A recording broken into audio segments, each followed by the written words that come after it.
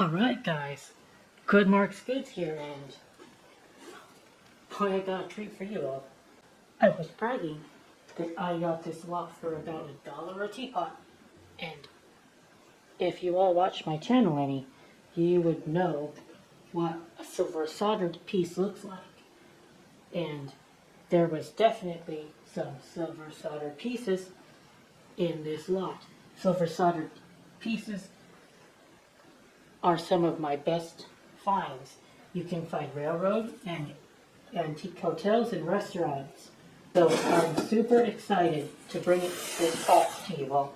And hopefully I can make some home runs. As I invested in this box almost nothing.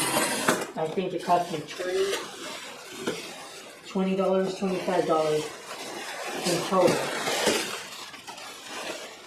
Now they wrapped everything with manila, which is okay, because silver soldered is kind of sturdy.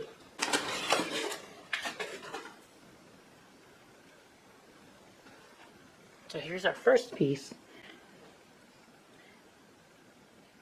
It's Wear Bright.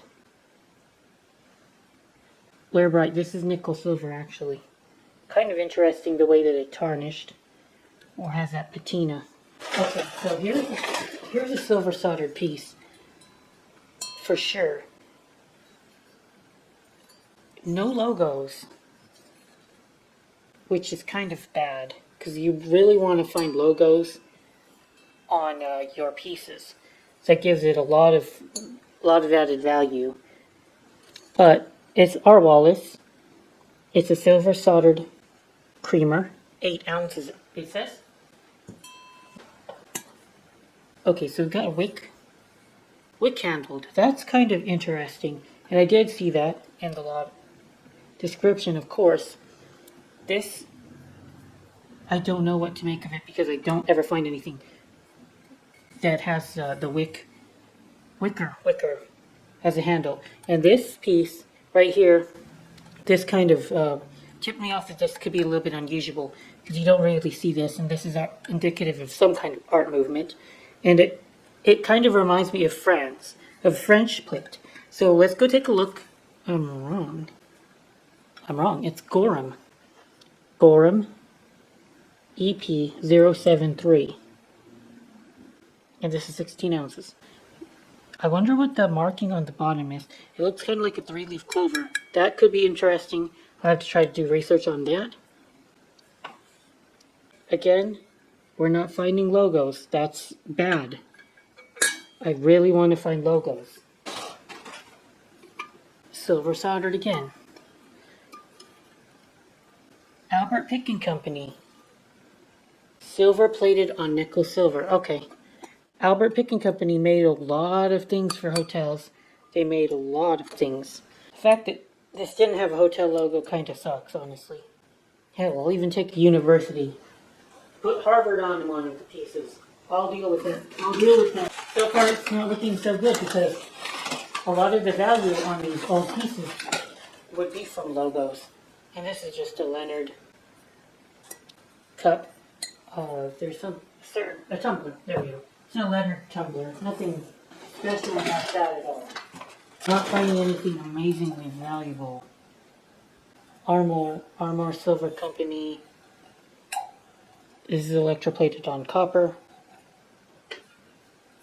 Okay, it's antique, but not going to be worth that much. So, part of my grand strategy is to always keep my cost basis low. I don't go chasing for big lots unless I know they're valuable. Okay, so this is monogrammed C and an F. Whether or not this has any significance, I don't know yet. Now the bottom though has me a little stumped because all I can see is it's stamped 10 and then it's HB. I think that's an HB. I've never heard of any company like this at all. It's not marked as soldered. And there's a letter 2 here. What? The number 2. Now why the heck is it? Yeah, this one's a mystery to me, guys. I'm going to have to do research onto this. I still can't figure out anything about this piece, and I have nothing to go off of. Now this is HMH on the bottom, and it is also Victor Silver Company. Victor Silver Company, Silver Soldered, HMH. Isn't that the start of a ship? But I don't think it's like a ship. That sounds like it's like HMH X ship, but without a name of a ship. This is again, I don't know what to think of this. I don't think it's worth that much, but I'll have to look up what this could be. It does have a year on it, 52. Okay, I know this maker. It's EPNS. I recognize those. The 3-leaf clover with the stars. It's not coming to me right now, but it's a good maker. So it's nice to find. This was Barker Ellis, actually. It's one of my favorite English manufacturers. They were based in Birmingham, and let's see, this is kind of an unusual mark for Barker Ellis because normally they don't really have the marking EPNS. Instead, what they usually have is no marking at all for the quality of the piece or what it identifies as, and they're always silver plated though. They only made silver plate under Barker Ellis. You know, you can find Barker Ellis with just the words England, and then they used a couple of different markings to indicate their products. And my favorite ones, and the ones that I know off the top of my head, are a menorah and a seashell. It will probably pop up in my head later. Another silver soldered piece, Victor Silver Company. Silver soldered. Yeah, I think that these silver soldered pieces are going to go for maybe $15 to $20 a piece, maybe a little bit more. But they're not going to go for that premium. This one also says HMH. I have to figure out if this means anything. They could be my saving grace. Another Victor Silver Company piece. This one's dated from '68. R. Wallace. A little silver soldered creamer. And that's it. A bit disappointing. Again, I'm not down anything.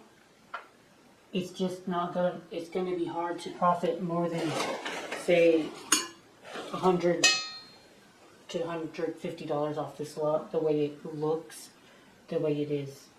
It could have been a multi-$100 profit of a lot if we had gotten a bit better luck. But I do have to look up the HMH, and then I got to try to do more due diligence on this piece. See what's the deal with. Oh, it's Gorham. Never mind. This could be worth something actually. This one with the CF on it could be worth something if this is a logo. Alright guys, well, that's it for today's video. I couldn't have amazing news. It doesn't always end up that way, and just take small little gambles here and there. I can say I sell something for make $300 profit, then I can afford to strike out on 10 boxes. Yeah, that's just how math works. Of course, your time and energy isn't free, but I still like to think mine is. Hey, I enjoy doing this, so I don't need to be compensated for my time that much. Yeah, I blow off steam when I do this. Anyway, guys, hope you all enjoyed. Good March goes out.